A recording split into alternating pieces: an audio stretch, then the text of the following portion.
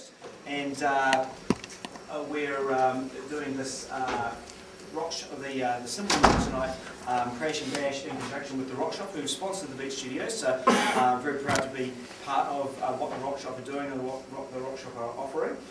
We've got some of the managers that have come down from Auckland to demonstrate and talk all about how cymbals are made, different applications for different, basically anything to do with a disc of metal and drumming. Both Tori and Hamish are drummers themselves, so they're passionate about playing the instrument, and they also are regularly gigging and performing up in Auckland, so they, as well as selling the stuff, they also are using the stuff too, so they're very professional with that. Before I hand over to those guys, I just wanted to talk a little bit about my journey of drumming and getting to kind of the setup of cymbals that I've got now. I'm very fortunate to have just got myself a new Pro Reference Series drum kit, which I'm very proud of. It's been a long time kind of getting my dream drum kit, and Tori was very kind in helping me get that all sorted. Also, I've over a number of years I've kind of worked towards the cymbal sound that I wanted to get. And when I started playing drums when I was about 16 years old. I saw a drum kit in a store, and I was like, I'd been playing in the pipe band, and I was like, I want to do that, you know. And so I went and bought myself a drum kit, and it came with some what were called minor cymbals, and they were just an introductory brand. And the ride cymbal, they measure them in inches because the Americans using inches and miles. So inches are how we measure our cymbals. So the 20-inch ride was 19.5 inches in diameter. So they weren't quite to perfection or to spec. So that was my first set of cymbals, my set of minor cymbals. And then there was a guy at my high school who had this great Zildjian cymbal, and it just sounded fantastic. And I thought, oh, I've got to get myself some of these Zildjian cymbals. And they introduced a range of cymbals called scimitar, which is kind of like the introductory range of cymbals. So I bought all these cymbals thinking, well, they're Zildjian, they're going to sound exactly how I want.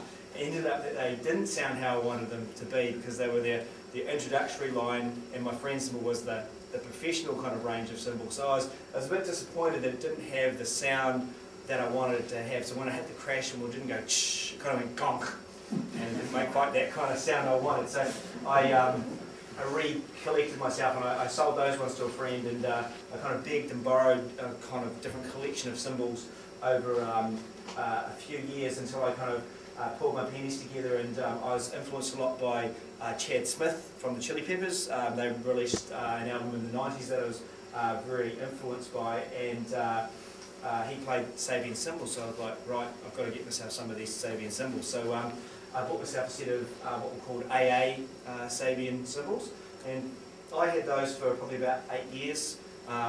Enjoyed them, and they lasted really, really well. I might have cracked one in that whole time, which I did pretty well to only crack one, because I gave them a good thrashing. But and then I sold my savings when I sold one of my drum kits, and I bought some second-hand ones, which were Paiste. They were Paiste Signature Series, and these were fantastic cymbals. And the Rock Shop were dealing with Paiste cymbals at the time, and I ended up buying a whole set of these cymbals. And I had those for a number of years, and I really enjoyed playing them. I was really into kind of progressive rock metal with Tool and things like that, and he was using the similar kind of cymbals as well. So I liked the sound I was getting out of those cymbals. And then as I became part of the Drum Sense teaching program, Colin Walway, a guy from the UK who I met, his program was endorsed by Zildjian, and he hooked me up with an educational endorsement through Zildjian. And I'd always kind of had this idea of wanting to be a Zildjian player, because the guys that I first watched it on DVD were like Steve Gadd, and another guy called Dave Weckl. When kind of music videos just came out, these videos, these are things that you put into a thing called a video recorder. I don't know if these young guys will know what they are, and they spin around, and you can't skip to the next chapter, you've got to fast forward and that kind of thing.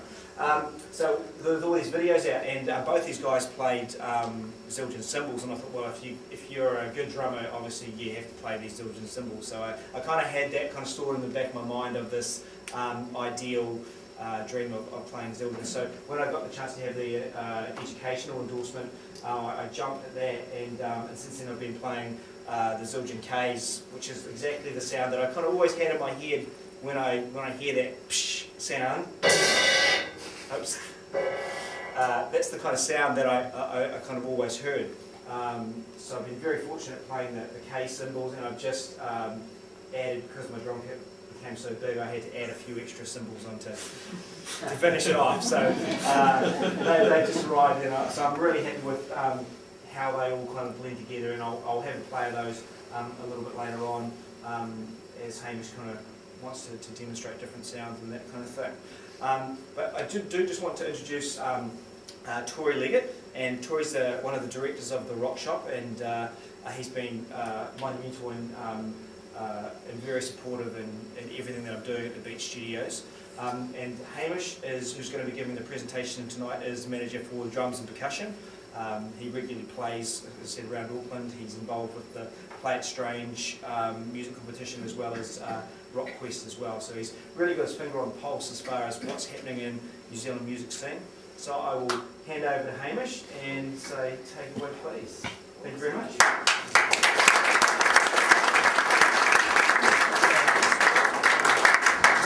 Well, thanks for coming along tonight. And I want tonight to be really interactive and just yell out questions and, hey freak, what are you talking about, and all that kind of stuff, just because it's not one of those things where I like to stand up here and hear the sound of my own voice, and I also think it's a good opportunity for all of us to throw all the different bits of knowledge that we know together, and hopefully walk out knowing a bit more than when we came in. So, cymbals. Cymbals is a great presentation, or a great thing to look into in being a drummer, because cymbals are all about personality. We don't really have bass drum seminars or floor tom seminars, mainly because no one's that into, floor toms or bass drums or things like that, because it's a dull thud. But here we have a whole dynamic range of sounds, okay? And the one thing that I want you to take away from tonight is your cymbal setup should really reflect your personality, who you are, and who you are as a player, and the sort of stuff that you want to aspire to be. Now obviously we've got heaps of different people in the room tonight, from people who are starting off through to probably people who've played for quite some time and have a bit more of a knowledge or a certainty about what they want to do. But I think along the way we can kind of look at everything that happens cymbal-wise, and you can take out the bits that are important for you. Okay, so is that cool?